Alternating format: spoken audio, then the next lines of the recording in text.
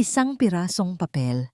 Iyan lang ang kailangan ni Bianca para durugin ang buong mundo ko. Hindi ka tunay na anak. Ang bulyaw niya habang nakatingin ang lahat sa akin nang may pandidiri. Sa gitna ng rangya ng aking kaarawan, itinapon ako sa kawalan. Pero sa bawat luhang pumatak, isang sumpa ang nabuo sa aking puso. Akala nila ay tapos na ako. Hindi nila alam, ang sugatang puso ang pinakamapanganib lumaban. Sino nga ba ang tunay na nagmamahal sa akin kung wala na ang aking yaman at pangalan? At hanggang kailan mananatiling tapat si Demetrio sa isang huwad na tulad ko?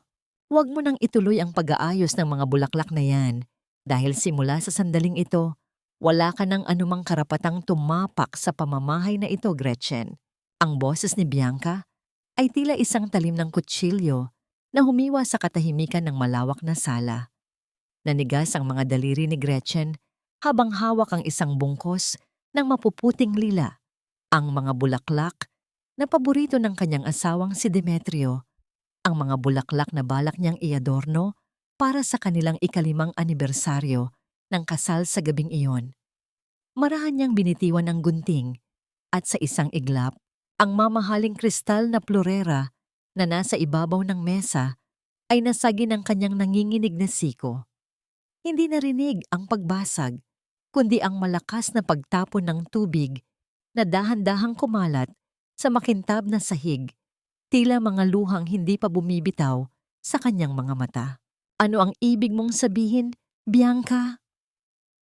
Bulong ni Gretchen, ang kanyang boses ay tila isang paos na hininga. Anibersaryo namin din ngayon. Naghihintay ang biyenan ko, naghihintay si Demetrio. Ang biyenan mo? Isang mapang-uyam na tawa ang kumawala sa mga labi ni Bianca habang lumalapit siya, bitbit ang isang kulay kayumangging sobre. Nagkakamali ka, Gretchen. Walang puwang ang isang impostora sa pamilyang ito. Narito ang katotohanang matagal mo nang itinago. O baka pati ikaw ay nalinlang din ng sarili mong ambisyon. Inihagis ni Bianca ang mga papel sa ibabaw ng nabasang mesa. Negatibo. Hindi ka tunay na anak ng mga Valderrama. Isang huwad na tagapagmana na pilit isiniksik ang sarili sa ginto. Gayong galing ka lang naman sa putikan. Danbambambeyong. Tila tumigil ang pagtibok ng puso ni Gretchen. Ang mga letrang nakasulat sa papel ay naging malabo, tila mga langgam na nagkakagulo sa kanyang paningin. Naramdaman niya ang panunuyo ng kanyang lalamunan at ang malamig na pawis na namumuo sa kanyang noo. Ang bawat salitang binitawan ni Bianca ay tila mga hiram na sandali na biglang binawi sa kanya. Ang mga alaala ng pagkalinga ng kanyang ama, ang mga ngiti ni Doña Aurora, lahat ng iyon ay tila mga bahay na buhangin na tinangay ng malakas na alon. Hindi iyan totoo. Sambit ni Gretchen habang ang kanyang mga kamay ay pilit na kinakapa ang gilid ng mesa para hindi siya tuluyang mabuwal. Mahal ako ni Papa.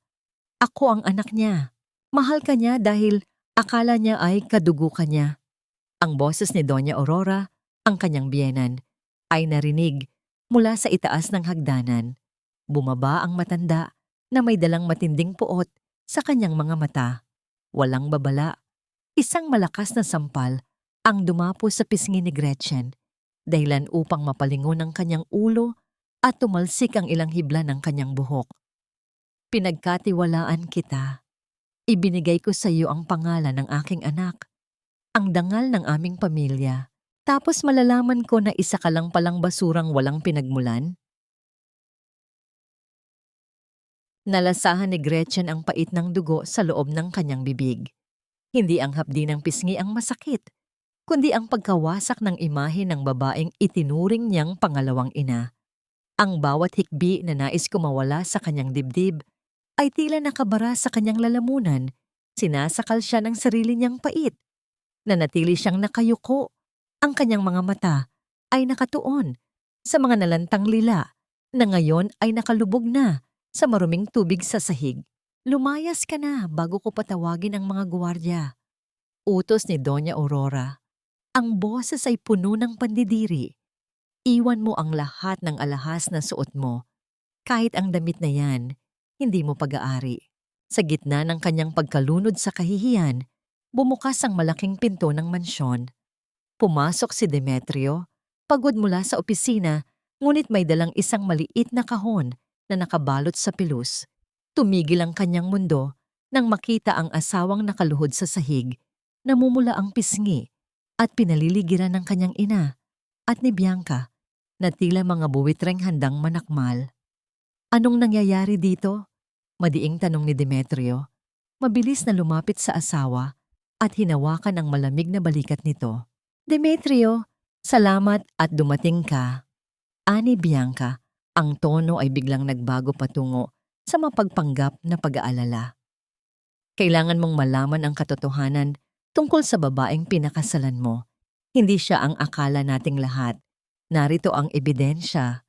Pinsan, hindi siya isang balderrama. Niloko niya tayong lahat. Tumingin si Demetrio sa mga papel.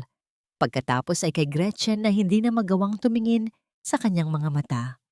Ang katahimikan ni Demetrio ay tila isang hatol ng kamatayan para kay Gretchen. Sa bawat segundong dumadaan, nararamdaman ni Gretchen ang unti-unting paglayo ng init ng mga kamay ng kanyang asawa.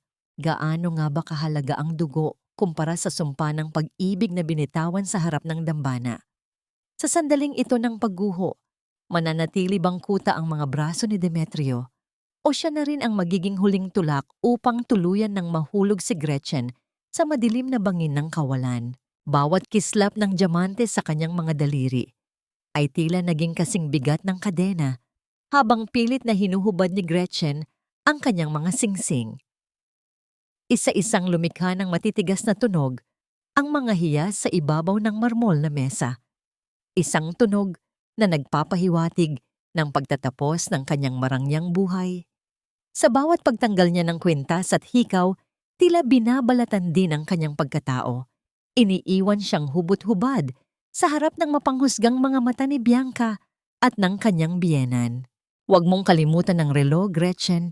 Ibinigay iyan ni Demetrio noong nakaraang Pasko.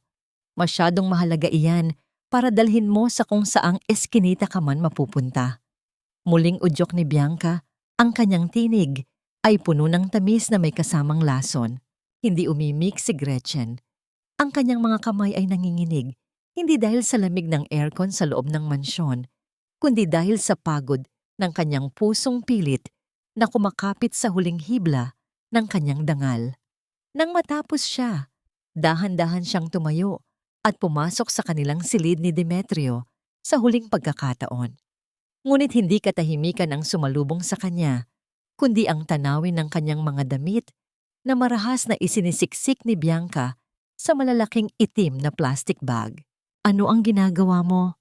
Nanghihinang tanong ni Gretchen. Tinutulungan lang kita, pinsan. O baka dapat kong sabihing, dating, pinsan? Huminto si Bianca at kinuha ang isang telang sutla, ang paboritong pantulog ni Gretchen. Alam mo, Gretchen, noon pa man ay nararamdaman ko na may dumi sa dugo mo na hindi kayang linisin ng kahit anong mamahaling pabango. Ngayong lumabas na ang katotohanan, mas mabuti pang sunugin na lang ang mga basurang ito. Inihagis ni Bianca ang plastic bag sa sahig. Ang kaluskos ng plastic ay tila isang insulto sa katahimikan ng silid. Lumapit si Bianca kay Gretchen at bumulong. Ang kanyang hininga ay dumampi sa pisngi ng babaeng sugatan. Ang silid na ito, ang lalaking nasa labas, at ang lahat ng yaman na tinatamasa mo. Hiram lang ang lahat ng yan. At ngayon, ako na ang kukuha sa nararapat para sa akin. Umalis ka na, bago ko pa maisipang ipakaladkad ka sa mga aso sa labas. Naglakad si Gretchen palabas ng silid, bitbit ang isang lumang bag na naglalaman lamang ng ilang pirasong damit at ang litrato ng kanyang yumaong ama. Sa bawat hakbang niya sa mahabang pasilyo, nararamdaman niya ang mga mata ng mga katulong na nakatingin sa kanya. May ilang naaawa, ngunit karamihan ay nakayuko, takot na madamay sa galit ng donya. Ang bawat hakbang ay tila paglayo sa tanging buhay na alam niya.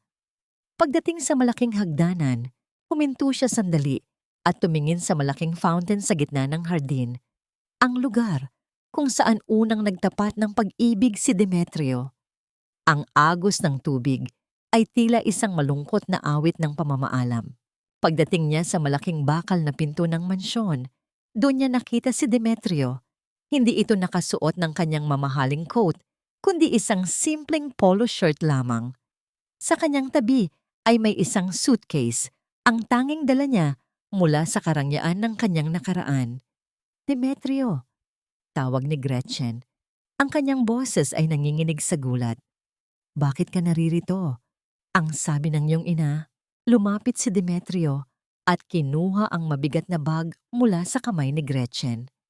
Ang init ng kanyang palad ay tila isang gamot na humihilom sa mga sugat sa puso ng kanyang asawa. Tumingin si Demetrio sa direksyon ng mansyon kung saan nakatayo sa balkonahe ang kanyang ina at si Bianca. Nakamasid sa kanilang pag-alis. Sabi ko sa iyo, Gretchen, sa hirap at ginhawa. Seryosong saan ni Demetrio. Kung ang pagiging asawa mo ay nangangahulugan ng pagtalikod sa lahat ng ito, gagawin ko. Dahil ang totoong yaman ko ay hindi ang perang iniwan ko sa loob, kundi ang babaeng nasa harap ko ngayon. Tinalikuran nila ang naglalakihang mga ilaw ng mansyon at nagsimulang maglakad patungo sa madilim na kalsada. Sa bawat hakbang palayo, naramdaman ni Gretchen ang bigat ng kawalan. Ngunit kasabay nito ay ang kakaibang gaan ng katotohanang hindi siya nag-iisa. Ngunit sa likod ng kanilang mga hakbang, isang itim na sasakyan ang dahan-dahang sumusunod, nananatili sa anino ng mga puno. Sino ang nagpapadala ng taong ito upang subaybayan sila? At sapat nga ba ang pag-ibig ni Demetrio para protektahan si Gretchen mula sa mga panganib na naghihintay sa kanila sa labas ng bakod ng mansyong Balderrama? Ang amoy ng mamahaling pabango at sariwang lila ay napalitan ng masangsang na amoy ng alikabok at lumang kahoy. Pagpasok ni Gretchen at Demetrio sa maliit na silid na kanilang nakuha sa isang siksikang eskinita sa tondo, tila sumikip ang dibdib ni Gretchen. Ang kisame ay may mga bakas ng tumagas na ulan at ang tanging bintana ay nakaharap sa isang pader na puno ng dumi. Wala rito ang malalambot na carpet o ang mga gintong palamuti. Tanging isang manipis na kutsyon sa sahig at isang mabuway na mesa ang sumalubong sa kanila. Dito muna tayo, Gretchen. Pasensya ka na. Ito lang ang nakayanan ng natitira kong pera sa pitaka. Mahinang sabi ni Demetrio habang ibinababa ang kanilang mga bag. Ang tunog ng pagkakalapag ng bag sa semento ay lumikha ng isang mahina at tuyot na kalabog na tila umaalingaw-ngaw sa kawalan ng silid. Ngumiti ng pilit si Gretchen. Pinupunasan ang butil ng pawis na namumuo sa kanyang noo dahil sa init ng paligid. Ayos lang, Demetrio. Basta magkasama tayo. Sapat na yon. Sinubukan ni Gretchen na maging kapaki-pakinabang. Kinuha niya ang isang lumang kalan na digaas na naroon sa sulok. Hindi siya kailanman nagluto sa buong buhay niya. Palagi siyang may mga katulong na naghahanda ng bawat putahe sa isang kumpas lang ng kanyang daliri. Ngunit ngayon, ang kanyang mga kamay na dati ay tanging mga mamahaling pluma at alahadas lang ang hawak ay dahan-dahang nadudumihan ng uling. Sa bawat pagsubok niyang paandarin ng kalan, ang gasgas na tunog ng bakal na nagtatama ay tila nanunumbat sa kanyang kawalan ng alam. Nang gabi ring iyon, umuwi si Demetrio mula sa buong araw na paghahanap ng trabaho. Ang kanyang polo shirt na dati ay laging plansado, ay lukot na at basa ng pawis. Bakas sa kanyang mga mata ang pagod. Ngunit nang makita niya si Gretchen na nakaupo sa sahig habang pinagmamasdan ng isang maliit na kaldero ng kanin, biglang lumambot ang kanyang anyo. Lumapit si Demetrio at dahan-dahang kinuha ang mga kamay ni Gretchen. Nakita niya ang maliliit na paso sa dulo ng mga daliri nito at ang pamumula ng mga palad na hindi sanay sa hirap.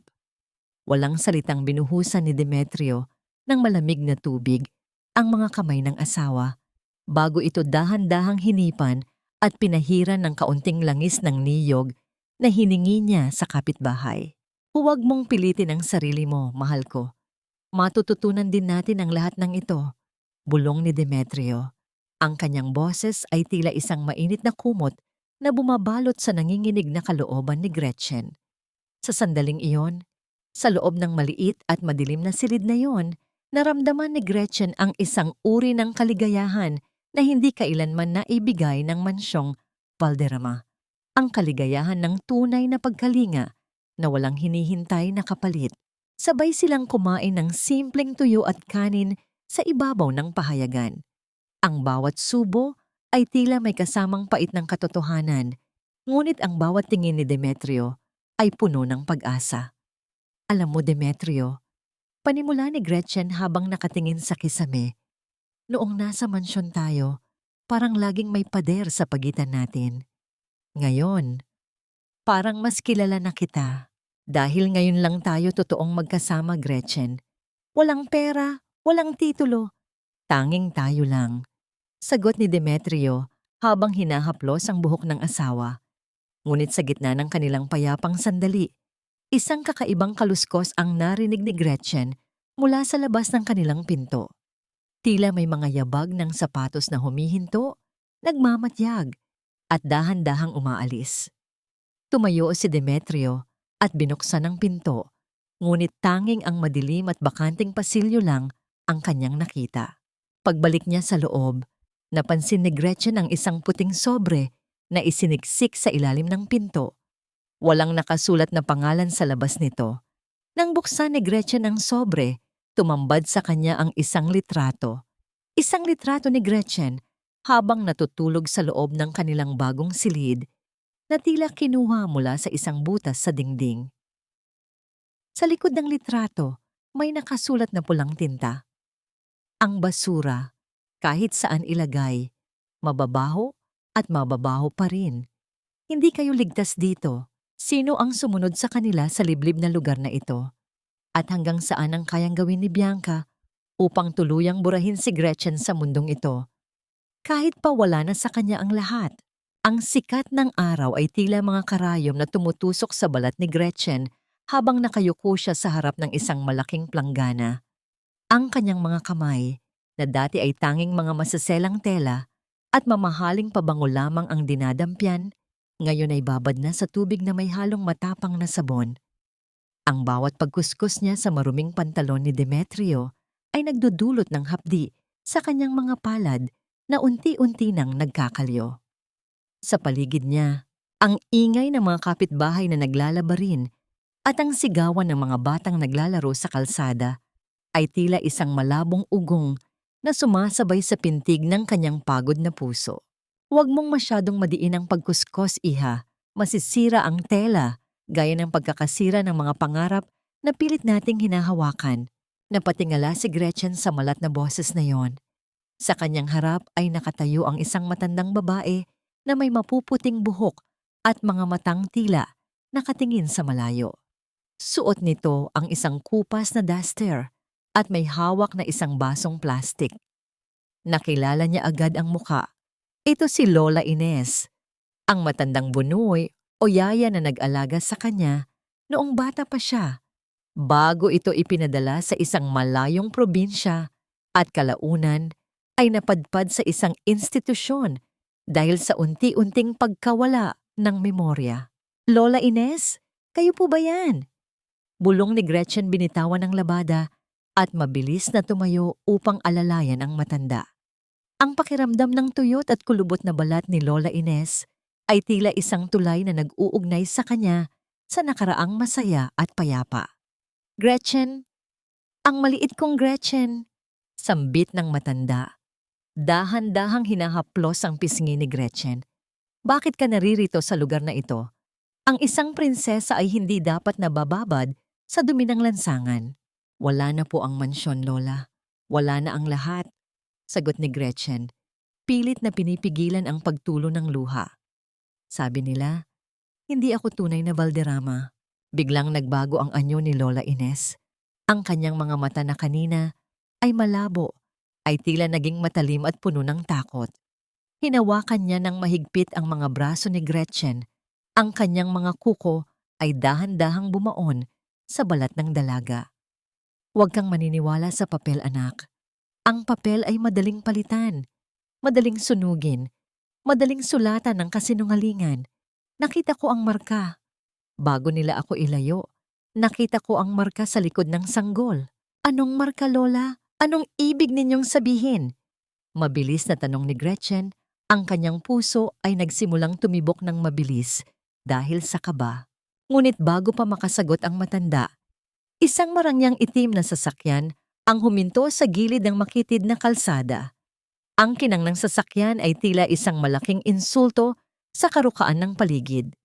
Bumukas ang pinto at lumabas si Bianca. Suot ang kanyang malaking salamin sa mata at isang mapang-uyam na ngiti. Ang tunog ng kanyang matitigas na takong sa semento ay tila mga martilyo na nagpapatahimik sa lahat ng ingay sa paligid. Aba, ang madramang pagtatagpo ng dalawang pulubi, ani Bianca, habang dahan-dahang lumalapit, tinatakpan ng kanyang ilong ng isang mamahaling panyo. Gretchen, hindi ko akalain na dito ka na pala kumukuha ng impormasyon sa isang matandang ulyanin na hindi na alam kahit ang sariling pangalan. Bianca, anong ginagawa mo rito? Layuan mo si Lola Ines. Sigaw ni Gretchen, pilit na itinago ang matanda sa kanyang likuran. Nandito ako para bawin ang sa akin. Ang matandang yan ay pag-aari ng foundation ng mga Valderrama. Hindi siya dapat pagalagala sa kung saang maduming sulok kasama ang mga taong tulad mo. Malamig na saad ni Bianca. Sumenya siya sa dalawang lalaking kasama niya na dahan-dahang lumapit upang kunin si Lola Ines. Hindi! Huwag ninyo siyang saktan! Pagmamakaawa ni Gretchen, ngunit marahas siyang itinulak ng isa sa mga lalaki dahilan upang mapaupo siya sa basang semento. Habang kinaladkad si Lola Ines patungo sa sasakyan, lumingon ang matanda kay Gretchen nang may luha sa mga mata. Gretchen! Ang lihim ay nasa ilalim ng mga lila. Huwag kang susuko, anak. Sigaw ni Lola Ines bago tuluyang isara ang pinto ng sasakyan. Naiwan si Gretchen na nakaupo sa gitna ng dumi at bula ng sabon, habang unti-unting lumalayo ang sasakyan ni Bianca. Ang kanyang mga kamay ay nanginginig, hindi na dahil sa pagod, kundi dahil sa isang bagong pag-asa na humahalo sa matinding takot. Anong marka ang tinutukoy ni Lola Ines? At anong lihim ang itinatago sa ilalim ng mga lila sa mansyong hindi na niya maaaring balikan? Isang basong tubig na galing sa gripo? Ganyan na ba kababa ang panlasa mo ngayon, Demetrio? O baka pati ang dignidad mo ay tuluyan na ring kinalawang sa loob ng maliit at mabahong kwartong ito? Ang tinig ni Bianca ay umalingaw-ngaw sa apat na sulok ng masikip na silid, tila isang lason na mabilis na kumakalat sa hangin. Nakatayo siya sa gitna ng kwarto. Suot ang isang mamahaling puting terno na tila kumikinang sa ilalim ng malamlam na ilaw ng isang pundidong bumbilya. Hawak ni Gretchen ang isang plastik na baso ng tubig. Ang kanyang mga kamay ay bahagyang nanginginig habang pilit na pinananatili ang kanyang katatagan sa harap ng babaeng sumira sa kanyang buhay.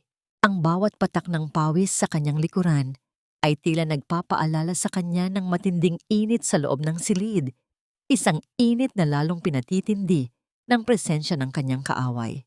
Narito ang asawa ko, Bianca, at kung wala kang sasabihing mabuti, mas mabuting umalis ka na. Mahinang tugon ni Gretchen, ngunit may diin sa bawat salita.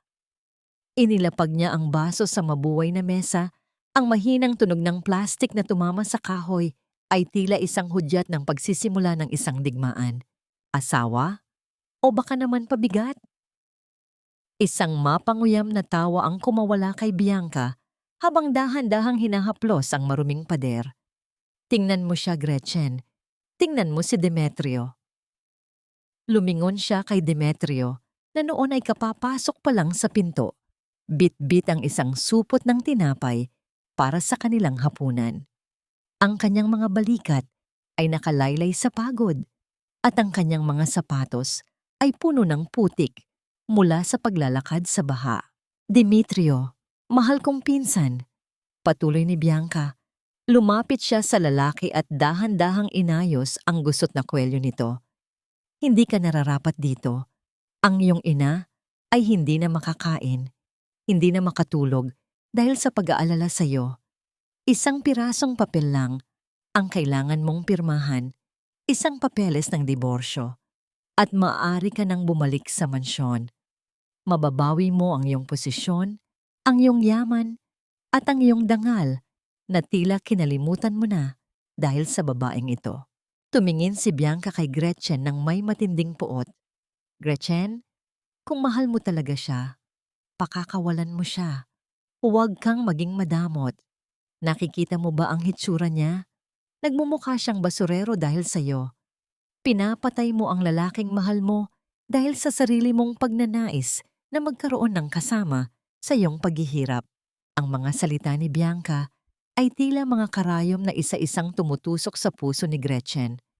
Ang bawat katotohanan na binitawan nito ay tila isang malaking bato na dumadagan sa kanyang dibdib na nagpapahirap sa kanya na huminga. Tumingin si Gretchen kay Demetrio, naghahanap ng sagot, naghahanap ng katiyakan. Natatakot siya na baka sa huli ay maniwala ang asawa sa lason ni Bianca. Natatakot siya na baka mapagtanto ni Demetrio na tama ang lahat ng sinasabi nito, na siya nga ay isang pabigat. Nanatiling tahimik si Demetrio. Ang kanyang mga mata ay nakatuon kay Bianca. Isang tingin na tila nagmumula sa kailaliman ng isang madilim na balon. Ang katahimikan sa loob ng silid ay tila naging kasing bigat ng isang paparating na bagyo. Tanging ang mahinang huni ng lumang bentilador sa sulok ang maririnig, na tila isang paghinga ng isang taong naghihingalo. Ano, Demetrio? Pangungulit ni Bianca.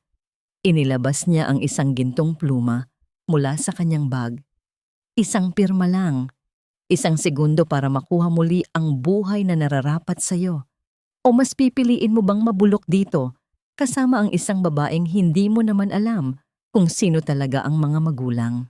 Dahan-dahang lumapit si Demetrio kay Bianca. Inabot niya ang pluma, ang kanyang mga daliri ay dahan-dahang humawak sa malamig na bakal nito. Ang bawat segundo ng kanyang paglapit ay tila isang habang buhay para kay Gretchen. Ang kanyang puso ay tila tumigil sa pagtibok habang pinagmamasdan ng kanyang asawa. Tumitig si Demetrio sa mga mata ni Bianca. Isang tingin na hindi mabasa ni Gretchen. May galit ba roon? O may pagsisisi na? Sa gitna ng tensyong nagpapabigat sa bawat hininga, dahan-dahang ibinaling ni Demetrio ang kanyang paningin kay Gretchen. Isang malamig at blangkong tingin na nagpabilis sa kaba sa dibdib ng kanyang asawa. Bakit ganyan ang tingin ni Demetrio? Tuluyan na bang pumasok ang lason ni Bianca sa kanyang isipan? At ano ang gagawin ni Gretchen kung ang tanging sandigan niya ay magdesisyon na talikuran siya para sa buhay na dati nilang kinagisnan? Hindi mo kailanman mabibili ang isang pusong nahanap na ang kanyang tahanan, Bianca. Kaya pakisuyo, lumabas ka na bago ko pa makalimutan na babae ang kausap ko. Ang tinig ni Demetrio ay hindi malakas, ngunit ang bawat salita ay tila isang malaking pader na humarang sa pagitan nila at ni Bianca. Marahang ibinalik ni Demetrio ang gintong pluma sa mesa, hindi bilang isang pagsuko, kundi bilang isang paghamak. Sa huling pagkakataon, tiningnan ni Bianca ang mag-asawa ng may matinding pandidiri bago marahas na isinara ang pinto. Ang tunog ng pagsara ng pinto ay sinundan ng biglang pagbuhos ng napakalakas na ulan na tila ba ang langit mismo ay nakikisabay sa tensyong naganap sa loob ng silid. Ang malakas na hampas ng ulan sa bubong na yari sa kalawang na lata ay lumikha ng isang nakabibinging ingay. Tila libu-libong maliliit na bato ang ibinabato mula sa langit. Hindi nagtagal, ang bawat bitak sa kisame ay nagsimulang magpakawala ng mga patak ng tubig. Isa, dalawa, hanggang sa naging sunod-sunod na agos na ito na bumabagsak sa sementong sahig. Gretchen, ang mga gamit natin, Mabilis na sigaw ni Demetrio. Dali-dali silang kumilos sa gitna ng dilim dahil muling nawalan ng kuryente sa buong iskinita. Kinuha nila ang mga lumang timba, mga kalderong may gas-gas, at kahit ang mga plastik na tasa upang saluhin ang tumatagas na tubig.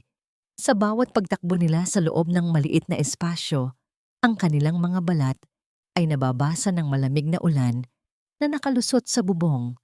Ngunit sa halip na magalit, ay biglang narinig ni Demetrio ang isang mahinang tawa mula kay Gretchen. Huminto si Demetrio at tiningnan ng asawa. Nakatayo si Gretchen sa gitna ng silid, basang-basa ang buhok at hawak ang isang kulay pulang timba. Ang kanyang tawa ay tila isang himig ng paglaya mula sa lahat ng sakit na idinulot ni Bianca kanina. "Bakit ka tumatawa?" tanong ni Demetrio na may kasamang ngiti. Kasi, sino ang mag-aakala na ang dating reyna ng Valderrama ay maghahabol ng patak ng ulan gamit ang timbang may butas pa? Sagot ni Gretchen, habang ang mga luha ng saya at pagod ay humahalo sa tubig ulan sa kanyang mga pisngi. Lumapit si Demetrio at kinuha ang timba mula sa kamay ni Gretchen.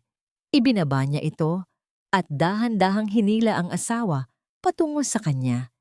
Sa gitna ng ingay ng bagyo sa labas at ng tumutulong tubig sa loob, naramdaman ni Gretchen ang init ng dibdib ni Demetrio. Isinandal niya ang kanyang ulo sa balikat nito. Pinakikinggan ang mabilis, ngunit matatag na tibok ng puso ng lalaking pinili siyang samahan sa gitna ng unos. "Gretchen, makinig ka sa akin," bulong ni Demetrio. Ang kanyang hininga ay mainit sa pandinig ni Gretchen. "Kahit anong pilit nila tayong lunurin sa hirap, hanggat hawak natin ang isa't isa, hinding-hindi tayo lulubog. Ikaw ang aking tahanan, hindi ang mansyon, hindi ang yaman. Ikaw lang." Dahan-dahang itinaas ni Demetrio ang mukha ni Gretchen at itinanim ang isang matamis at matagal na naku sa noo nito. Isang halik na puno ng pangako, paggalang at pag-ibig na mas matatag pa sa kahit anong bakal. Sa sandaling iyon, ang lamig ng ulan ay napalitan ng isang uri ng init na tila nanggagaling sa kailaliman ng kanilang mga kaluluwa. Sabay silang naupo sa sahig, nakasandal sa isa't isa habang pinapanood ang bawat patak ng tubig na sumasama sa ritmong nililikha ng ulan. Nang tumila ang bagyo at dahan-dahang nakatulog si Demetrio dahil sa matinding pagod, nanatiling gising si Gretchen. Inayos niya ang kumot ng asawa nang mapansin niya ang isang bahagi ng papel na nakasilip mula sa ilalim ng unan ni Demetrio. Akala niya ay listahan lang ito ng mga gastusin, kaya dahan-dahan niya itong hinila upang itabi. Ngunit tila tumigil ang paghinga ni Gretchen nang makita ang nilalaman nito. Isang malinaw na litrato ng isang opisyal na dokumento mula sa isang pribadong ospital. Isang DNA test result na may pangalan ni Demetrio at isang hindi kilalang pangalan. Ang petsa nito ay kamakailan lamang. Bakit may ganitong dokumento si Demetrio? Lihim ba siyang nagdududa sa katotohanan at nagsasagawa rin ng sarili niyang investigasyon? At sino ang pangalang nakasulat sa tabi ng pangalan ni Demetrio na tila ba may malaking kinalaman sa kanilang kinabukasan? Akala ko, sapat na ang tibok ng puso ko para patunayan sa iyo kung sino ako, Demetrio. Pero bakit kailangan mo pa ring humanap ng kasagutan sa isang pirasong papel na walang kaluluwa? Ang bulong na ito ni Gretchen ay tila isang malit na sugat na dahan-dahang bumubukas sa kanyang dibdib habang nakatingin siya sa natutulog na asawa. Ang liwanag ng bukang liwayway na sumisilip sa siwang ng bintana ay tumatama sa mukha ni Demetrio, na sa sandaling iyon ay mukhang payapa at walang itinatagong lihim. Ngunit ang papel na hawak ni Gretchen, ang dokumentong may tatak ng isang tanyag na ospital, ay tila isang nagbabagang bakal na nagbibigay ng hapdi sa kanyang mga palad. Ang bawat letra ng salitang DNA result ay tila mga matatalim na mata na humuhusga sa kanyang pagkatao. Dahan-dahan niyang ibinalik ang papel sa ilalim ng unan nang marinig niyang gumalaw si Demetrio. Mabilis siyang tumayo at naglakad patungo sa lababo. Pilit na itinatago ang panginginig ng kanyang mga balikat. Binuksan niya ang gripo at ang tunog ng agos ng tubig na tumatama sa plastik na palanggana ay nagsilbing tabing upang hindi marinig ni Demetrio ang kanyang mabibigat na paghinga. Ang mga bula ng sabon na bumabalot sa kanyang mga kamay ay tila naging kasing lamig ng yelo. Gising ka na pala, mahal ko. Masayang bati ni Demetrio habang dahan-dahang lumalapit sa asawa. Naramdaman ni Gretchen ang pagyakap nito mula sa likuran. Isang yakap na dati ay nagbibigay sa kanya ng lakas, ngunit ngayon ay tila isang tanikalang puno ng pagdududa. Bakit ang aga mong naglalaba? Dapat ay nagpahinga ka muna pagkatapos ng bagyo kagabi. Hindi ako makatulog, Demetrio. Maikling sagot ni Gretchen nang hindi lumingon. Natatakot siya na kapag tumingin siya sa mga mata ng asawa, ay makikita nito ang lamat na nabuo sa kanyang tiwala. Marami tayong kailangang ayusin. May problema ba? Bakas ang pag-aalala sa boses ni Demetrio. Iniharap niya si Gretchen sa kanya at hinawakan ang mga basang pisngi nito. Dahil ba ito sa sinabi ni Bianca? Gretchen, huwag mong isipin ang babaeng iyon. Alam mong wala akong pakialam sa sinasabi nila. Gusto ni Gretchen na isumbat ang nakita niyang papel. Gusto niyang itanong kung bakit kailangan pa nitong mag-imbestiga kung talagang naniniwala ito sa kanya. Ngunit ang takot na baka ang sagot ni Demetrio ang tuluyang magwakas sa kanilang relasyon ay nagpatahimik sa kanya. Pinili niyang lunukin ang pait at tumango na lamang ng pilit. Buong umaga ay naging mailap si Gretchen. Sa bawat kilos ni Demetrio, ang pag-aayos nito ng kanyang lumang sapatos, ang paghalungkat sa kanyang bag, ay tila ba laging nagbabantay si Gretchen. Nakita niya ang pagkakataon nang pumasok si Demetrio sa banyo. Mabilis niyang tinungo ang unan at muling hinila ang papel. Ngunit sa pagkakataong ito, hindi lang ang salitang DNA ang nakita niya. May nakasulat na pangalan sa tabi ng kay Demetrio, Aurora Valderrama. Hindi para sa kanya ang test na yon, para iyon sa kanyang inainahan at kay Demetrio. Ngunit bakit? Ano ang kinalaman ni Demetrio sa sarili nitong ina na kailangan pang dumaan sa ganitong proseso? Bago pa niya maunawaan ang lahat, ang telepono ni Demetrio na nasa ibabaw ng mesa ay nagsimulang gumalaw. Ang mahina at paulit-ulit na ugong nito sa ibabaw ng kahoy ay tila isang babala sa gitna ng katahimikan. Nakita ni Gretchen ang screen, isang numerong hindi rehistrado. Ngunit may nakasulat na lokasyon, St. Jude Medical Center. Dahil sa bugso ng damdamin, sinagot ni Gretchen ang tawag bago pa lumabas si Demetrio sa banyo. Hello, Mr. Valderrama? Ang boses ng isang babae sa kabilang linya. Tila isang nurse o doktor. Tumatawag po kami tungkol sa isinumite ninyong sample para sa DNA cross-matching. Nakahanda na po ang pinal na resulta. Kailangan nyo itong kunin ng personal dahil may mga impormasyong kailangang ipaliwanag ng aming espesyalista tungkol sa inyong tunay na ugnayan sa pamilya Valderrama. Nabitawan ni Gretchen ang telepono nang marinig niya ang pagbukas ng pinto ng banyo. Ang tunog ng pagkakauntog ng cellphone sa semento ay tila isang malakas na hatol na nagpabaling sa atensyon ni Demetrio. Anong ugnayan ang tinutukoy ng ospital? At bakit si Demetrio ang nagpapacheck ng kanyang sariling dugo? May lihim din ba ang lalaking itinuturing niyang sandigan na mas malaki pa sa lihim ng kanyang sariling pagkatao? Ang dumi mo, Gretchen. Pati ang hangin dito sa loob ng mansyong ito. Tila dinudumihan mo sa bawat paghinga mo. Hindi mo ba nakikita? Ang mga bakas ng putik sa sapatos mo ay tila nanunumbat sa bawat sulok ng marangyang bahay na ito na hindi mo napag-aari. Ang boses ni Doña Aurora ay tila isang malamig na hangin galing sa libingan habang nakatayo siya sa tuktok ng engrandeng hagdanan. Nakatingin siya pababa kay Gretchen na noon ay basang-basa ng pawis, suot ang isang kupas na blusa at sinelas na tila mapuputol na sa bawat hakbang. Hawak ni Gretchen sa kanyang dibdib ang isang maliit na supot ng gamot para kay Lola Ines. Ang tanging dahilan kung bakit niya nilunok ang kanyang huling natitirang dangal upang bumalik sa lugar na ito. Ang iron niya ng pagkakataon ay tila isang matalim na kutsilyo sa puso ni Gretchen. Noong nakaraang buwan, ang bawat katulong ay nagkakandara pa upang buksan ang pinto para sa kanya. Ngunit ngayon, kailangan pa niyang magmakaawa sa gwardiya upang papasukin lang siya sa labas ng bakuran.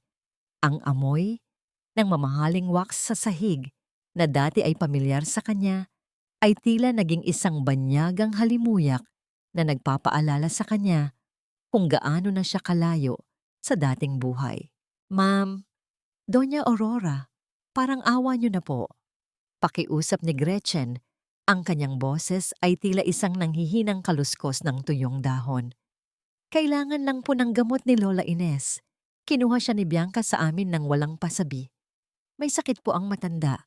Baka kung ano ang mangyari sa kanya rito. At kailan ka pa naging tagapagsalita ng mga katulong, Gretchen? Isang matunog na tawa ang narinig mula sa gilid. Lumabas si Bianca mula sa silid kainan. Hawak ang isang tasa ng mainit na tsa. Ang bawat hakbang ng kanyang matutulis na takong ay tila mga hudyat ng isang paparating na parusa. Hindi mo ba naiintindihan? Si Lola Ines ay isang Valderrama property at ikaw ay wala. Zero.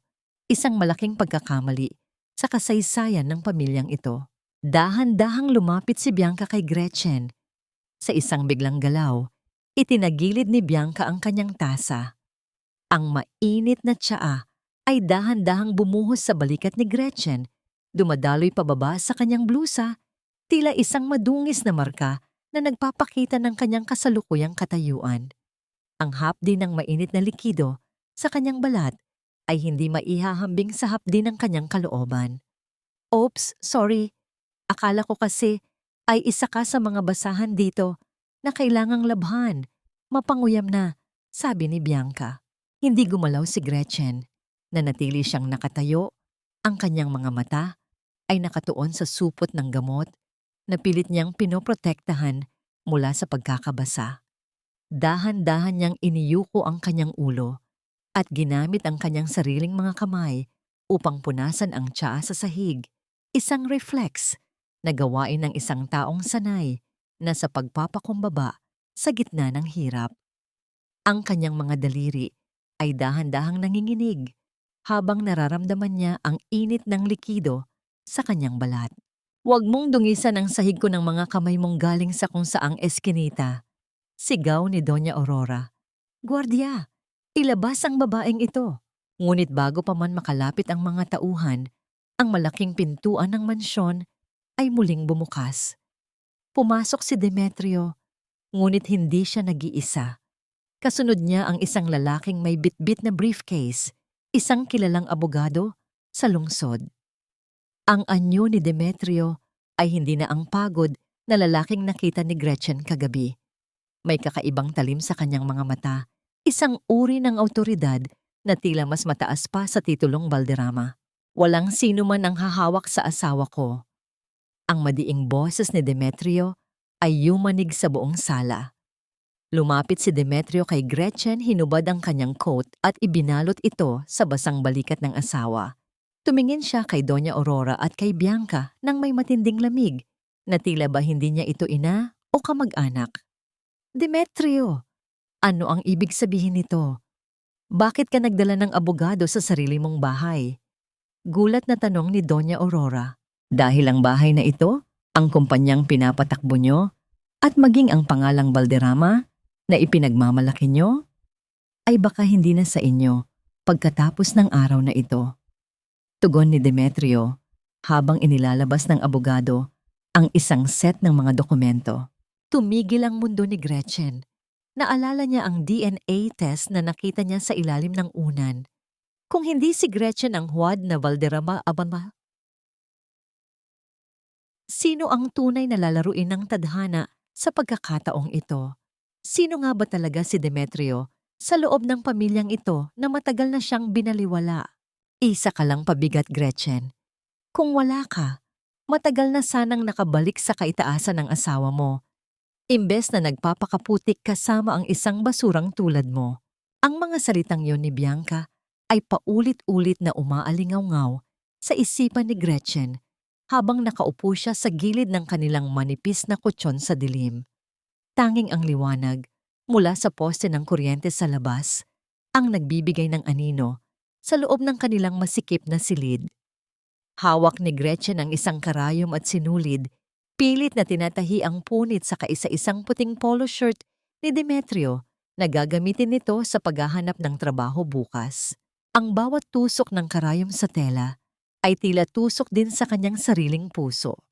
Sa gitna ng kanyang pagmamadali, hindi sinasadyang nabaon ang dulo ng karayom sa kanyang daliri. Hindi siya dumaing. Pinanood lang niya ang maliit at mapulang patak ng dugo na dahan-dahang namuo sa kanyang balat bago ito tuluyang humalo sa puting tela ng polo. Ang hapdi ay isang paalala na siya ay buhay pa. Ngunit ang bigat sa kanyang dibdib ay tila nagsasabing mas mabuti pang naging manhid na lang siya. Pakiramdam niya ay isa siyang malaking anino na humihila kay Demetrio pababa sa kadiliman. Kung wala siya, hindi kailangang magtiis ng lalaki sa ganitong uri ng buhay. Gretchen, bakit hindi ka pa natutulog? Ang boses ni Demetrio ay banayad, tila isang haplos ng hangin sa gitna ng mainit na gabi. Dahan-dahang pumasok si Demetrio at naupo sa tabi ng asawa. Napansin niya ang sugat sa daliri ni Gretchen at ang bahid ng dugo sa polo. Walang salitang kinuha ni Demetrio ang polo at inilapag ito sa tabi. Kinuha niya ang kamay ni Gretchen at dahan-dahang inilapit ang nasugatang daliri sa kanyang mga labi. Hinipan ito ng marahan bago ito dahan-dahang hinalikan. Huwag mo nang ituloy iyan. Ayos lang kahit may punit ang suot ko. Basta ang puso mo ang hindi napupunit, bulong ni Demetrio. Isinandal niya ang kanyang ulo sa balikat ni Gretchen, nararamdaman ang panginginig ng katawan ng asawa. Demetrio, tama si Bianca. Pabigat lang ako. Hikbi ni Gretchen. Hindi na napigilan ang pag-agos ng mga luhang kanina pa niya kinikimkim. Dapat ay nandoon ka sa mansyon. Dapat ay nakasuot ka ng mamahaling barong. Hindi itong basang polo dahil sa pawis at ulan. Bakit hindi mo na lang ako iwan? Hinarap siya ni Demetrio. Ang kanyang mga kamay ay marahang humawak sa magkabilang pisngi ni Gretchen. Makinig ka sa akin. Ang mansyong yon ay isang malaking hawla na ginto. Dito, kahit maliit ang espasyo, malaya tayong magmahalan. Hindi mo ako pabigat, Gretchen. Ikaw ang dahilan kung bakit ako bumabangon araw-araw. Kung iiwan kita para sa yaman, doon ako magiging tunay na mahirap. Sa gitna ng kanilang madamdaming pag-uusap, dahan-dahang humiga si Demetrio sa hita ni Gretchen. Ang tunog ng kanyang malalim na paghinga ay nagsilbing oyayi sa katahimikan ng gabi. Habang hinahaplos ni Gretchen ang buhok ng asawa, napansin niya ang lumang bag na dinala niya mula sa mansyon kanina. May isang maliit na lukot na papel na sumabit sa zipper nito. Isang papel na tila nalaglag mula sa bulsa ni Bianca nang magkagulo sila sa sala.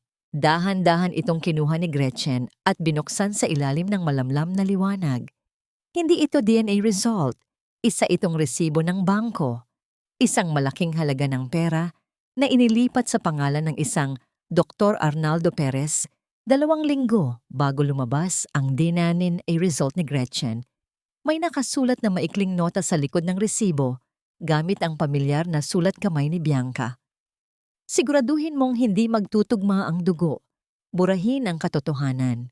Nanigas ang buong katawan ni Gretchen.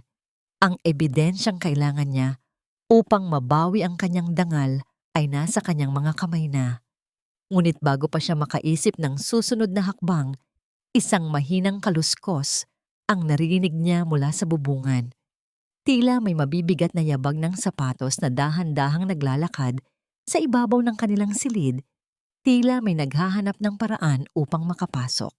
Sino ang nasa taas ng kanilang tinitirhan sa ganitong kalalim na gabi? Alam na ba ni Bianca na nasa kamay ni Gretchen ang resibong magpapabagsak sa kanya? At hanggang saan ang kayang gawin ng mga tauhan ni Bianca upang mabawi ang ebidensyang ito bago pa sumikat ang araw? Akala mo ba, sa pagpunta mo rito ng nakayuko, ay mabubura ang lahat ng kasalanan mo, Gretchen? Ang paghingi mo ng tawad ay tila isang sirang plaka na wala ng puwang sa pandinig ko. Ang tinig ni Bianca ay umalingaw-ngaw sa engrandeng study room ni Don Valderrama. Tila bawat salita ay may dalang lason na unti-unting pumapatay sa katahimikan. Nakatayo si Gretchen sa harap ng malaking lamesang kahoy. Ang kanyang mga kamay ay mahigpit na nakakuyom sa ilalim ng kanyang lumang saya. Sa labas ng bintana, ang malalaking puno ng lila ay dahan-dahang sumasayaw sa ihip ng hangin. Ang kanilang mga anino ay tila mga madidilim na daliring kumakapa sa dingding. Ang bawat tibok ng puso ni Gretchen ay tila isang malakas na tambol na nagbababala ng panganib, ngunit pinanatili niya ang kanyang mukhang walang emosyon, ang mukha ng isang taong tuluyan ng sumuko. Narito ako para ibigay ang huli kong hiling, Bianca. Mahinang tugon ni Gretchen. Ang kanyang boses ay tila isang manipis na hibla ng sinulid na malapit ng maputol. Pagod na ako sa pagtatago. Pagod na ako sa hirap.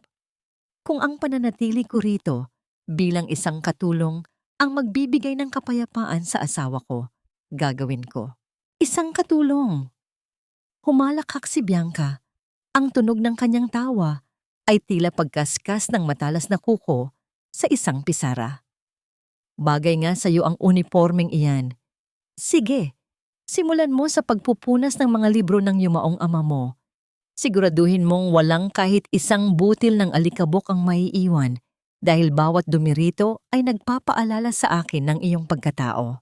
Nang lumabas si Bianca upang sagutin ang isang tawag, mabilis na kumilos si Gretchen.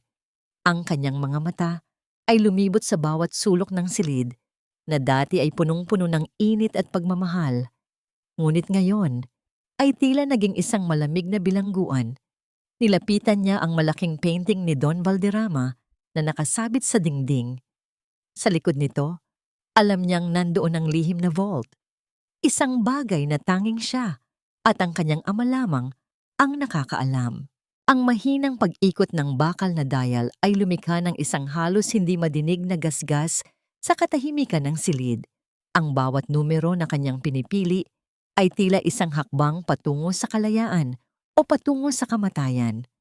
Ang kanyang mga daliri ay basang-basa ng malamig na pawis at ang kanyang paningin ay bahagyang lumalabo dahil sa kaba. Sa bawat segundo ng pag-ikot, tila naririnig niya ang mga yabag ni Bianca na pabalik sa silid. Bawat tunog ng takong sa labas ng pinto ay tila isang hatol na papalapit. Sa wakas, narinig ang isang mahina at tuyot na tunog ng pagbukas ng trangka ng bakal. Dahan-dahang bumukas ang pinto ng vault. Sa loob, nakita niya ang mga orihinal na dokumento ng pamilya at isang itim na folder na may pangalan ng doktor na huling nakausap ni Bianca. Ito na ang ebidensyang magpapatunay na ang lahat ay isang malaking laro lamang. Ngunit, bago pa man mahawakan ni Gretchen ang folder, isang biglang pagliwanag ng ilaw mula sa pinto ang sumilaw sa kanya. Ang tunog ng pagbukas ng pinto ay tila isang malakas na pagsabog sa gitna ng kanyang konsentrasyon.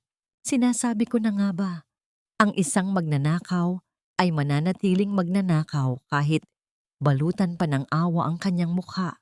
Malamig na saad ni Bianca. Nakasandal siya sa pinto, hawak ang isang baril na dahan-dahang nakaturo sa dibdib ni Gretchen. Anong hinahanap mo, Gretchen? Ang katotohanan o ang paraan para mamatay ng maaga? Ang pintig ng ugat sa leeg ni Gretchen ay tila sasabog na sa tindi ng takot. Ang folder ay nasa loob pa rin ng vault. Isang pulgada lang ang layo sa kanyang mga daliri. Ngunit ang dulo ng baril ni Bianca ay tila mas malapit. Ano ang gagawin ni Gretchen ngayong huli na siya sa akto? Mayroon pa bang puwang ang katuwiran sa isang taong tuluyan ng nilamon ng kasamaan? O ito na ang huling sandali ni Gretchen sa loob ng mansyong minsang naging kanyang tahanan? Mamatay ka ng nag-iisa, Gretchen, dahil kahit ang alikabok sa silid na ito ay diring-diri na sa iyo. Akala mo ba ay hahayaan kitang nakawin ang huling alas ko? Nagkakamali ka. Ang tinig ni Bianca ay tila isang hatol na nagmumula sa kailaliman ng lupa.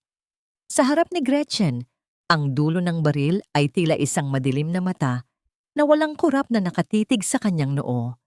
Nanigas ang bawat kalamnan sa katawan ni Gretchen habang nakaluhod pa rin siya sa harap ng bukas na vault. Ang lamig ng sahig na gawa sa nara ay tila gumagapang paakyat sa kanyang mga tuhod, nanunuot sa kanyang mga buto. Hawak pa rin niya ang itim na folder, ang huling pag-asa niya, ngunit ang bigat nito ay tila naging kasing bigat ng isang lapida. Bakit, Bianca? Ang nanghihinang tanong ni Gretchen, ang kanyang boses ay tila isang paos na hininga sa gitna ng malamig na silid.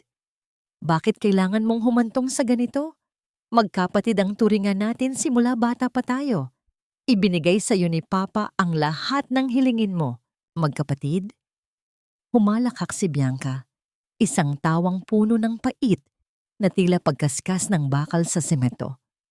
Iyon ang akala mo, habang ikaw ay palaging suot ang pinakamagandang damit. Ako ay palaging nakamasid sa anino. Habang ikaw ang laging pinupuri sa bawat pagtugtog mo ng piano, ako ang laging nakatayo sa gilid, tinitingnan kung may dumi ang sapatos mo. Ikaw ang laging bida, Gretchen.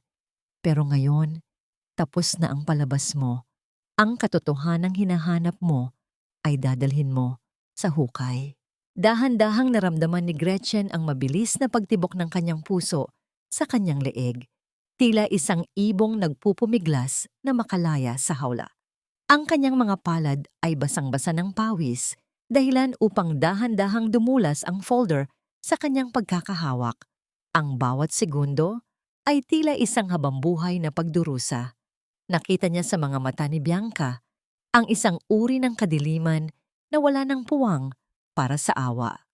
Ito ang bunga ng maraming taon ng kinimkim na selos at galit. Alam mo ba kung anong pakiramdam ng laging pangalawa? Patuloy ni Bianca. Dahan-dahan siyang lumalapit. Ang bawat hakbang ng kanyang takong ay tila isang martilyo na nagpapatibay sa kaba ni Gretchen. Noong nalaman kong hindi ka tunay na Valderrama, iyon ang pinakamasayang araw ng buhay ko. Pero hindi pa yun sapat. Kailangan kitang makitang gumagapang sa dumi. Kailangan kitang makitang mawala ng tuluyan. Iniharap ni Bianca ang baril at narinig ang tuyot na tunog ng pagkasa nito. Ang tunog na yon ay tila isang kidlat na tumama sa gitna ng katahimikan ng gabi. Napapikit si Gretchen, ang kanyang isipan ay tila isang pelikulang mabilis na nagpapakita ng mukha ni Demetrio, ang kanyang mga ngiti, ang init ng kanyang mga yakap, ang pangako nilang dalawa sa gitna ng ulan. Kung dito na magtatapos ang lahat, paano na ang kanyang asawa? Sino ang magtatanggol kay Demetrio mula sa laso ni Bianca? Paalam, Gretchen. Bulong ni Bianca. Ang kanyang daliri ay dahan-dahang kumikilos sa gatilyo.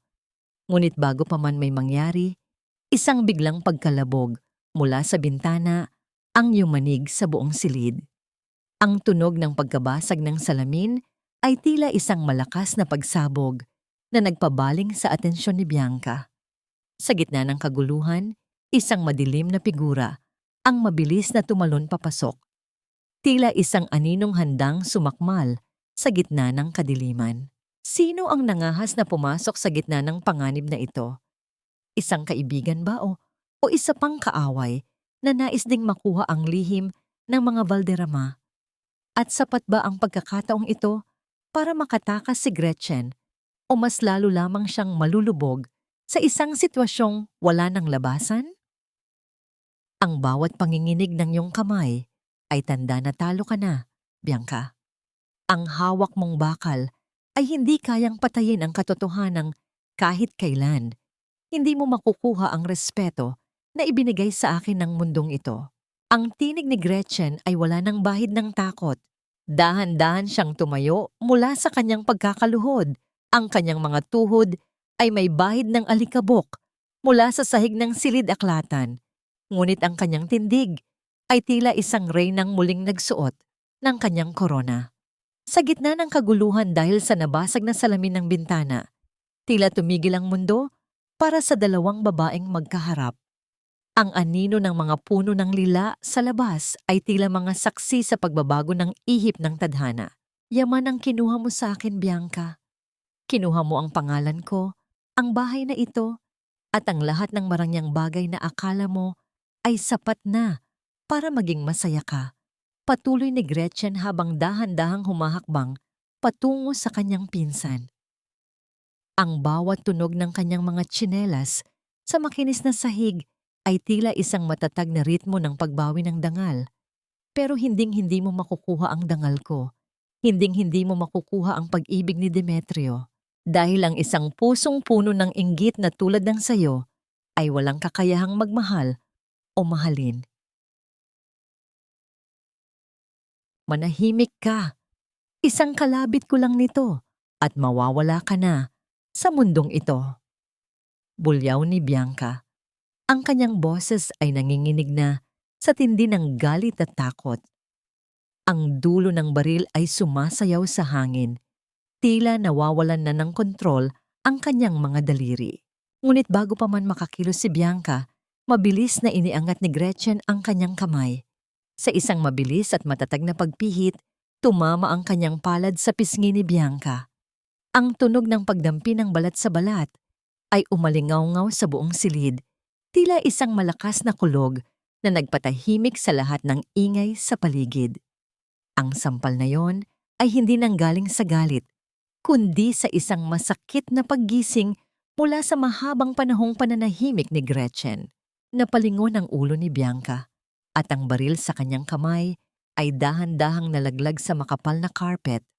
Lumikha ng isang mahina at tuyot na kalabog.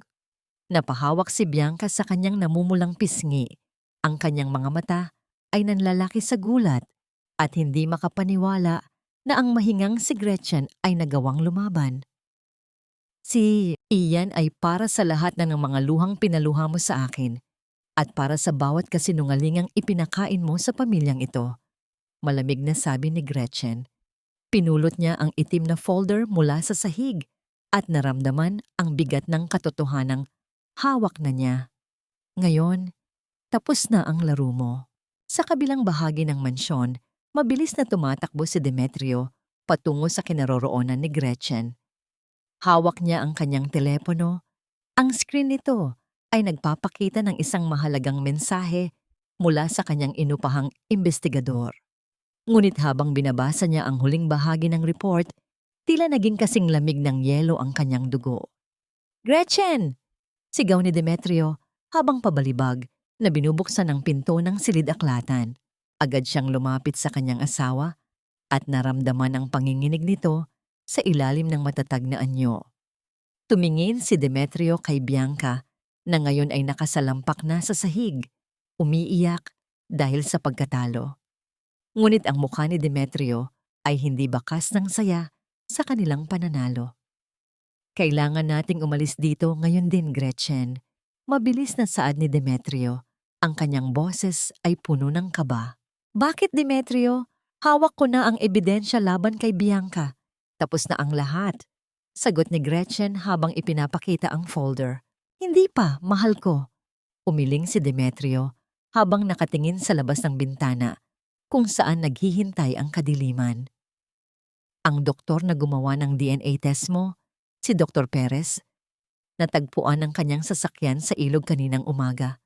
Nawawala siya, Gretchen, at may nakakita kay Bianca na kasama ang mga lalaking hindi kilala bago mangyari ang aksidente. Hindi lang tayo ang nalinlang ni Bianca. May mas malalim siyang pinagtataguan na hindi natin alam. Tila tumigil ang paghinga ni Gretchen. Ang folder na hawak niya ay tila naging isang mapanganib na bagay na maaaring magdala sa kanila sa mas malalim pang hukay. Kung nawawala ang tanging saksi na makakapaglinis ng kanyang pangalan, paano nila mapapatunayan ang katotohanan sa harap ng batas? At sino ang mga lalaking tinutukoy ni Demetrio na tila mas makapangyarihan pa kaysa sa pamilyang Valderrama? Huling hininga na lang ang pinanghahawakan ko, anak. Huwag mong hayaang mabaon ang katotohanan sa ilalim ng lupa, kasama ng aking mga buto. Ang boses ni Lola Ines ay tila isang malabong bulong ng hanging naglalakbay sa pagitan ng mga puting kurtina ng ospital. Nakahiga ang matanda sa isang manipis na kama. Pinalilibutan ng iba't ibang makinaryang lumilikha ng tila isang ritmo ng paghingalong hindi matigil-tigil. Hawak ni Gretchen ang tuyot at tila papel na kamay ng kanyang bunoy.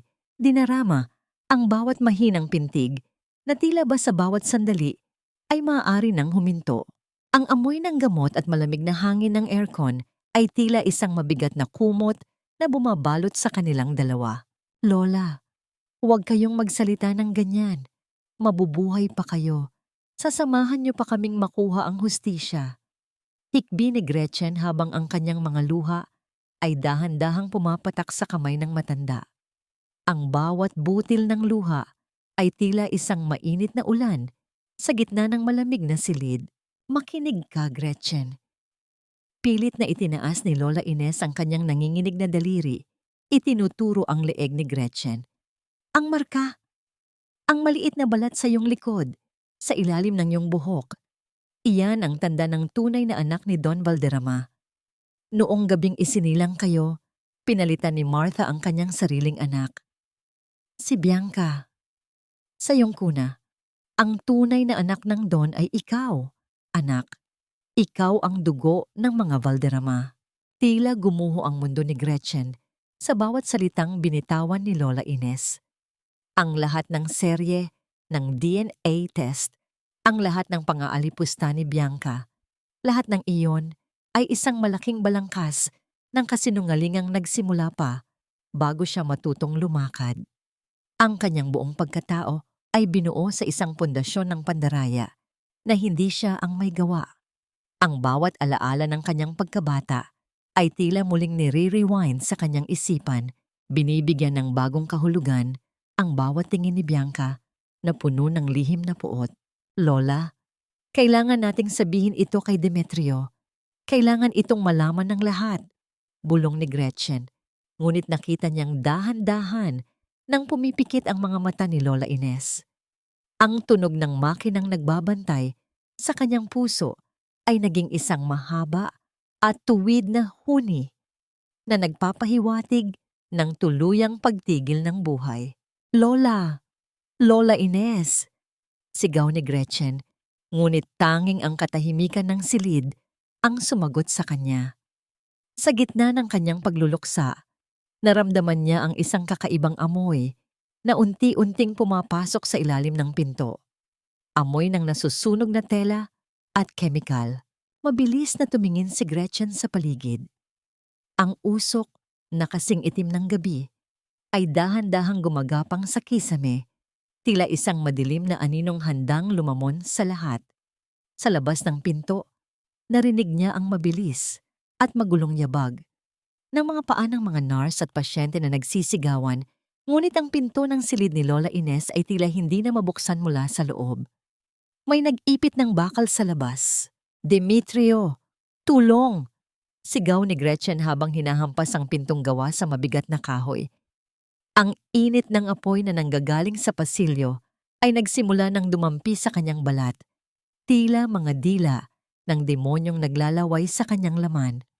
Ang bawat paghinga niya ay nagiging mahirap dahil sa kapal ng usok na pumupuno sa kanyang baga. Sa gitna ng lumiliyab na panganib, nakita ni Gretchen ang isang anino sa labas ng maliit na salamin ng pinto. Isang pares ng mga mata na puno ng kadiliman at kagalakan habang pinapanood ang paglamon ng apoy sa silid. Si Bianca. Nakatayo ang pinsan niya. Hawak ang isang lighter na tila ba isang tropeo ng kanyang tagumpay. Kung hindi ako ang magiging Valderrama, walang sino man ang matitira para patunayan ang katotohanan. Ang tila bulong ni Bianca na tila narinig ni Gretchen sa gitna ng kaguluhan. Habang ang mga apoy ay nagsisimulang sumakmal sa dulo ng kanyang saya at ang paningin ni Gretchen ay unti-unti nang nagdidilim dahil sa usok, narinig niya ang isang malakas na pagbagsak ng pinto. Isang bulto ng tao ang pumasok sa gitna ng naglalagablab na silid, tila isang bayaning handang sumuong sa impyerno para lamang sa kanya. Sino ang taong ito na nagtaya ng buhay sa gitna ng apoy? At magagawa pa bang iligtas ang mga dokumentong hawak ni Gretchen o tuluyan na itong magiging abo kasama ng lahat ng katotohanang nais niyang patunayan? Ang bawat abo sa iyong damit ay tanda ng iyong kabiguan, Bianca. Sinubukan mong sunugin ang katotohanan pero hindi mo alam na ang apoy ang nagpatibay sa aking paninindigan. Ang boses ni Gretchen ay hindi nanginig kahit isang beses habang naglalakad siya sa gitna ng malawak na sala ng mansyong Valderrama. Suot pa rin niya ang blusang may mga bakas ng itim na uling mula sa sunog sa ospital at ang kanyang mga braso ay may mga benda dahil sa tinamong sugat. Kasunod niya si Demetrio na tila isang aninong hindi humihiwalay sa kanya. Ang kanyang mukha ay kasing tigas ng bato habang nakatingin sa mga taong nasa loob ng silid. Ang bawat hakbang nila sa mamahaling alpombra ay lumilikha ng isang mabigat na katahimikan, tila bawat hibla ng tela ay naghihintay sa isang malakas na pagsabog. Sa dulo ng sala, nakaupo si Doña Aurora. Ang kanyang mukha ay putla at tila tumanda ng 10 taon sa loob ng isang gabi. Sa tabi niya ay si Bianca na pilit na pinananatili ang kanyang pagiging kalmado, ngunit ang mabilis na pagtaas-baba ng kanyang dibdib ay nagpapakita ng matinding kaba. Ang amoy ng mamahaling kandila at bulaklak sa sala ay tila nakakasulasok para kay Gretchen, isang pabalatbunga ng isang pamilyang nabulok na sa loob. Anong karapatan ninyong pumasok dito nang ganito ang hitsura? Ang nanginginig na boses ni Doña Aurora ay bumasag sa katahimikan. Gretchen, pinatapon na kita. Demetrio, tinalikuran mo kami. Narito ako para ibalik ang katotohanang ninakaw nyo. Tugon ni Demetrio habang inilalapag ang isang basang folder sa ibabaw ng lamesa. Ang tunog ng pagbagsak ng folder sa kahoy ay tila isang malakas na hatol na nagpatalon sa puso ni Bianca. Narito ang testimonya ni Dr. Perez bago siya aksidenteng nawala.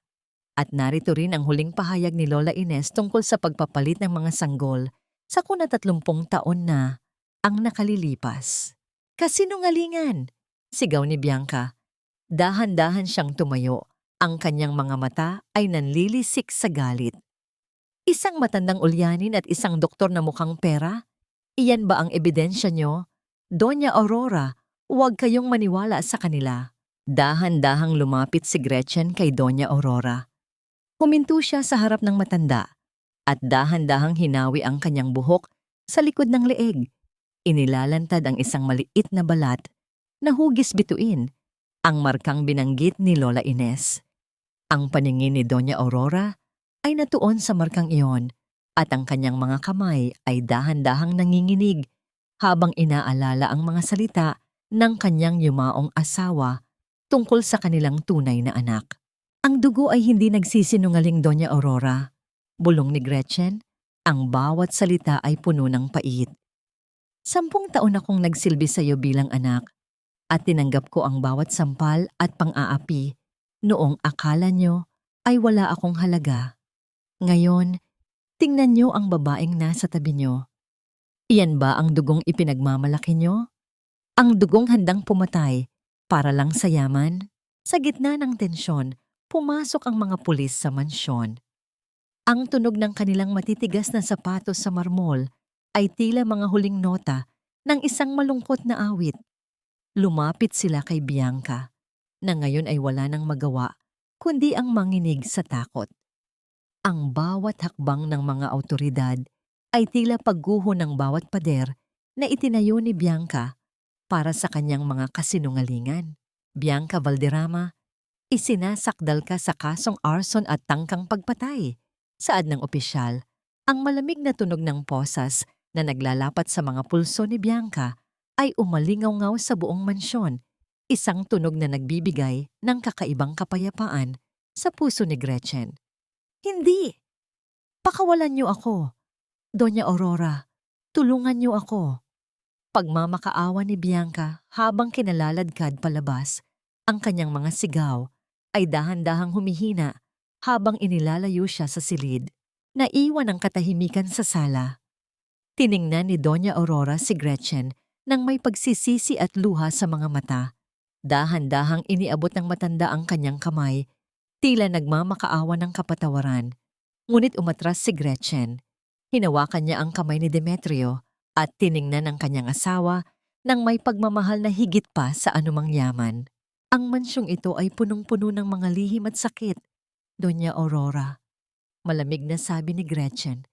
Nakuha ko na ang hustisyang kailangan ko, pero ang pag-ibig na tinapon nyo, iyon ang hindi nyo na kailanman mababawi. Tumalikod sila ni Demetrio sa mansyon, iniwan ang nag-iisang Doña Aurora sa gitna ng karangyaan ng kanyang tahanan na ngayon ay tila naging isang malaking libingan ng kanyang sariling mga pagkakamali. Sa labas, ang sikat ng araw ay nagsisimula nang sumilip sa mga ulap. Tila isang bagong simula na naghihintay sa kanila. Ngunit habang naglalakad sila palayo, isang huling tingin ang ibinigay ni Demetrio sa bintana ng study room. May nakita siyang isang aninong nakatayo roon, nanonood sa kanilang pag-alis. Sino pa ang nananatili sa loob ng mansyong yon na tila may hawak pang isang bahagi ng katotohanang hindi pa naisisiwalat? Ang bawat talulot ng lila na nalalaglag sa lupa ay hindi tanda ng kamatayan, kundi ng paghahanda para sa isang mas masaganang pamumukadkad. Ang bulong na ito ni Gretchen ay tila isang panalangin habang nakatayo siya sa gitna ng hardin ng mansyong Valderrama sa huling pagkakataon. Ang simoy ng hangin ay may dalang lamig ng papalubog na araw at ang bango ng mga bulaklak ay hindi na kasing sakit sa kanyang ilong gaya ng dati. Hawak niya ang isang maliit na pala at sa tabi niya ay nakatayo si Demetrio na ang mga kamay ay dumi sa lupa, ngunit ang mga mata ay puno ng determinasyon. Naalala ni Gretchen ang huling habilin ni Lola Ines. Ang lihim ay nasa ilalim ng mga lila. Sa bawat pagbaon ng pala sa malambot na lupa, ang tunog ng pagtama ng bakal sa basang lupa ay tila isang ritmong nagpapabilis sa tibok ng kanyang puso. Hindi nagtagal, isang matigas na bagay ang tumama sa dulo ng pala. Isang lumang kahon na yari sa bakal. Kinalalawang na ng panahon, ngunit nananatiling buo. Dahan-dahang kinuha ni Demetrio ang kahon at nilinis ang dumi rito gamit ang kanyang sariling panyo. Nang buksan nila ang kahon, hindi ginto o alahas ang bumungad sa kanila. Sa halip, isang sulat na may selyo ng kanilang yumaong ama, si Don Valderrama, at isang maliit na dokumento ng pag-aampon ang naroon. Ang sulat ay may petsang ilang buwan bago mamatay ang Don. Para sa aking kaisa-isang anak Gretchen, panimula ng sulat. Alam ko ang ginawa ni Martha. Alam kong pinalitan niya ang sanggol. Alam kong hindi tayo magkadugo sa biolohikal na paraan. Pero sa sandaling hinawakan ko ang iyong maliit na kamay, ikaw na ang naging buhay ko. Pinili kitang maging anak ko, hindi dahil sa papel, kundi dahil sa pag-ibig. Ang lahat ng yaman ko ay sayo, dahil ikaw ang tunay na may puso ng isang Valderrama. Napahagulgol si Gretchen habang binabasa ang bawat salita. Ang lahat ng kanyang pagdududa, ang lahat ng sakit na idinulot ng DNA result ni Bianca, ay tila naglaho na parang usok. Hindi na mahalaga kung siya ay tunay na anak sa dugo. Siya ay anak sa pagpipili at pagmamahal. Ang katotohanan ito ay mas matatag pa sa anumang pagsusuri ng siyensya. Tapos na ang lahat, Gretchen?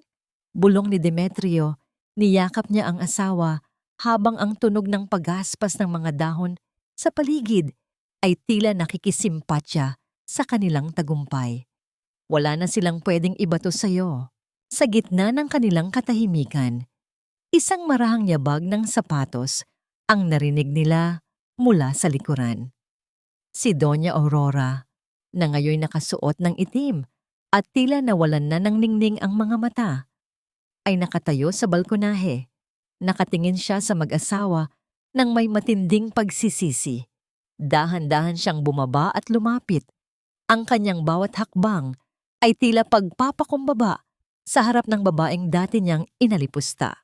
Gretchen, Anak, ang boses ni Doña Aurora ay tila isang basag na kristal. Maari mo ba akong mapatawad? Ang lahat ng aking kayabangan ay naging abo. Wala na si Bianca at ang mansyong ito ay napakatahimik na parang isang libingan. Huwag niyo kaming iwan. Tiningnan ni Gretchen ang matanda. Nakita niya ang isang babaeng biktima rin ng sarili niyang mga maling paniniwala. Ngunit lumingon si Gretchen kay Demetrio, sa lalaking sumama sa kanya sa hirap, sa lalaking hindi bumitaw kahit wala na siyang pangalan. Ang patawad ay ibinibigay ko na sa inyo, Doña Aurora. Mahinahong sagot ni Gretchen. Ang kanyang boses ay matatag at puno ng dignidad. Pero ang pananatili rito, iyon ang hindi ko na kayang gawin. Nakita namin ang tunay na yaman sa labas ng mga pader na ito. Doon sa maliit naming silid, doon sa gitna ng ulan, doon kami totoong naging pamilya. Tinalikuran ni na Gretchen at Demetrio ang mansyon. Sa paglalakad nila palabas ng gate, naramdaman ni Gretchen ang isang kakaibang gaan sa kanyang dibdib.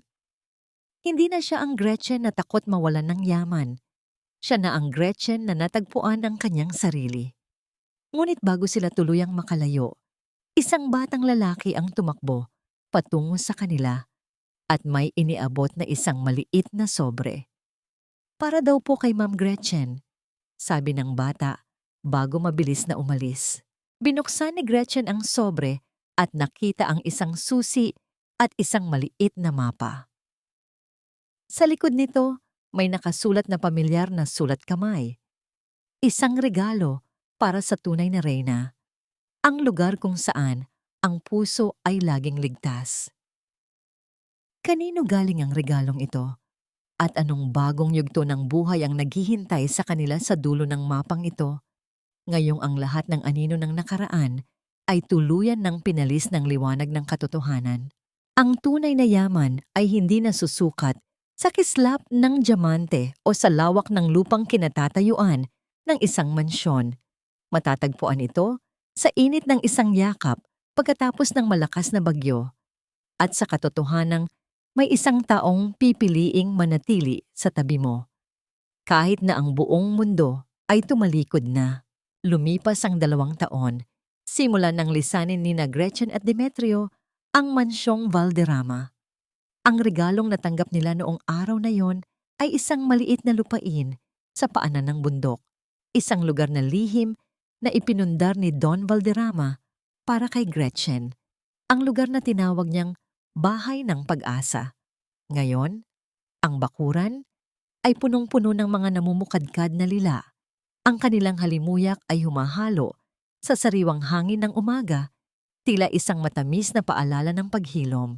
Nakatayo si Gretchen sa beranda. Hawak ang isang mainit na tasa ng kape.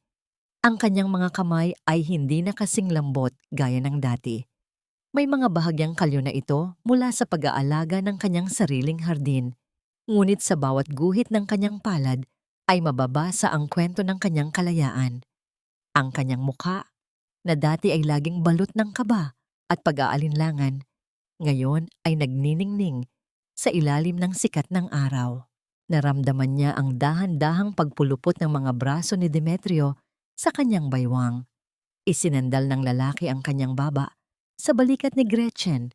Nararamdaman ang payapang tibok ng puso ng kanyang asawa.